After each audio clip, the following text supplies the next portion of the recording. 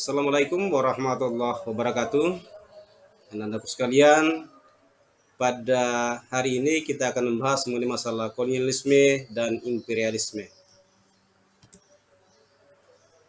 Pengertian kolonialisme adalah merupakan politik yang dijalankan mengenai suatu koloni, suatu daerah jajahan sebagai bagian dari imperium. Kemudian, pengertian dan imperialisme itu sendiri adalah merupakan perluasan wilayah atau daerah kekuasaan atau jajahan baik dengan cara halus dengan kekuatan ekonomi, budaya dan ideologi maupun dengan paksaan dengan kekuatan senjata yang dipergunakan untuk kepentingan sendiri negara atau imperiumnya. Latar belakang kedatangan bangsa Eropa ke Indonesia. Hal ini latar belakangi oleh peristiwa jatuhnya Konstantinopel, ibu kota Romawi Timur, ke tangan Turki pada tahun 1453. Yang mana setelah jatuhnya Konstantinopel ke tangan Turki itu, maka para pedagang-pedagang Islam ada larangan untuk membawa rempah-rempah ke pasar Eropa, khususnya pada saat itu adalah di Portugis.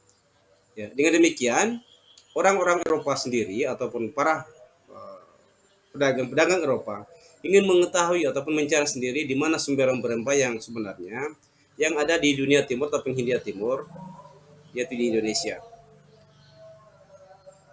Kemudian faktor-faktor pendorong bangsa Eropa ke dunia timur ataupun khususnya di Indonesia adalah hal ini dilatar belakangi oleh perkembangan ilmu pengetahuan dan teknologi. Di antaranya adalah pendapat Kopernikus yang menyatakan bahwa bumi ini bulat. Yang mana sebelumnya Ptolemeus beranggapan bahwa bumi ini datar, sehingga orang-orang Eropa, Spanyol dan Portugis pada saat itu takut untuk berlayar karena ketika bumi itu datar maka ada ujung ada pangkal, sehingga ketika akan menemukan ujung bumi akan jatuh. Kemudian setelah adanya pendapat Kopernikus yang menyatakan bahwa bumi itu bulat, maka inilah yang menimbulkan keberanian orang-orang Eropa dan Spanyol dan Portugis yang ingin membuktikan pendapatnya Kopernikus, ya, yang mana dalam pelaksanaannya penerapannya itu Portugis menuju ke timur dan Spanyol menuju ke barat. Kemudian tujuan pelaksanaan penjelajahan samudra bangsa Portugis dan Spanyol. Tujuan utama dari menjelajah samudra Portugis dan Spanyol itu dilatar belakangi oleh istilah 3G, Gospel, Gold, and Glory. Gospel adalah penyebar luasan agama atau penyebaran agama Nasrani yang didorong oleh tugas-tugas misi suci mereka, yaitu untuk menyebarkan agama Katolik yang mana disebarkan oleh bangsa Spanyol dan Portugis. Kemudian yang kedua adalah glory atau kejayaan, yang mana pada saat itu setiap negara-negara atau setiap negara yang menguasai negara-negara atau banyak negara-negara yang dikuasainya, maka itulah adalah negara-negara yang jaya ataupun negara-negara yang makmur. Sedangkan yang ketiga adalah gold, dalam arti adalah emas. Samping mencari emas, sasaran utama mereka adalah rempah-rempah yang ada di Hindia Timur, khususnya di Indonesia. Kemudian jenis imperialisme dan tujuannya. Jenis imperialisme itu ada imperialisme kuno. Imperialisme kuno dipelopori oleh Spanyol dan Portugis yang tujuannya adalah gospel, gold, and glory yang seperti yang sudah dijelaskan tadi. Kemudian imperialisme modern. Imperialisme modern itu monitori ataupun didukung oleh negara-negara Belanda, Inggris, Jerman, dan negara-negara lainnya di Eropa, yang mana tujuannya adalah untuk mencari keuntungan di bidang perindustrian, yang mana pada saat itu sudah terjadi revolusi industri di Eropa. Dengan demikian, untuk mendapatkan bahan baku, untuk mendapatkan pasar-pasar hasil industri, maka negara-negara Eropa berlomba-lomba untuk menguasai negara-negara di Asia dan Afrika. Kemudian wilayah kekuasaan. Wilayah kekuasaan Portugis dan Spanyol. Portugis menguasai wilayah bagian Afrika, kemudian India sampai dengan di Indonesia.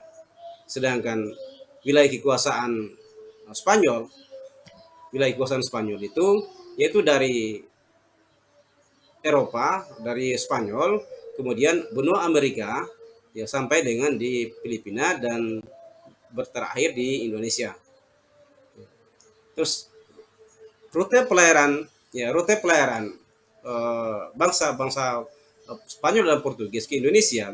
Kalau Portugis itu pada pertengahan abad ke-15 tahun 1484 itu dipelopori oleh Bartolomeus Dias, ya, yang berhasil mencapai Tanjung Harapan ataupun ujung selatan Afrika, yang mana Bartolomeus Dias ini dari Portugis ke sebelah timur, kemudian melewati benua Afrika di bagian barat, kemudian sampai dengan di ujung selatan Afrika dan terakhir di Tanjung Harapan, ya ujung selatan Afrika. Kemudian Bartolomeus Dias kembali, pelayaran selanjutnya dilanjutkan oleh Vasco da Gama. Vasco da Gama itu berlayar melalui rute yang dilewati oleh Bartolomeus Dias, kemudian dari Afrika terus sampai dengan di India. Ya. Kemudian setelah Vasco da Gama, maka dilanjutkan lagi oleh Alfonso de Albuquerque. Alfonso de Albuquerque ini dari Portugis, kemudian melewati Afrika, terus melewati India, masuk Selat Malaka, sampai dengan di Maluku, yaitu di Ternate. Selanjutnya, untuk Spanyol, pelayaran pertama itu dipelopori oleh Christopher Columbus yang berlayar ke benua Amerika. Columbus beranggapan bahwa sudah sampai di India, ya, yang merupakan sumber rempah-rempah. Ternyata itu pendapat yang salah. Kemudian setelah kembali ke Spanyol, Columbus, maka pelayaran berikutnya dilanjutkan oleh Ferdinand Magellan yang disebut dengan atau Ferdinand Magellan. Ya, kemudian Ferdinand Magellan ini melewati ke benua Amerika, kemudian ke Samudra Atlantik, kemudian menyusuri benua Amerika, masuk ke Samudra Pasifik, sampai dengan ke Filipina, dan pada saat di Filipina, Magellan tewas terbunuh karena menyelesaikan pertikaian antara suku di Filipina. Selanjutnya pelayaran berikutnya dilanjutkan oleh Sebastian Elcano yang merupakan pada saat itu merupakan nakoda dari kapal Magellan ini.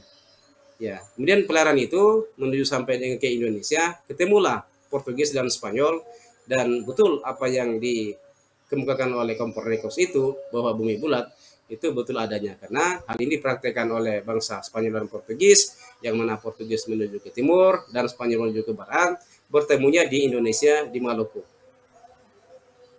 Kemudian Belanda masuk ke Indonesia, ya, itu dari Eropa tahun 1595, kemudian mendarat di Banten tahun 1596, yaitu di bawah pimpinan Cornelis de Houtman.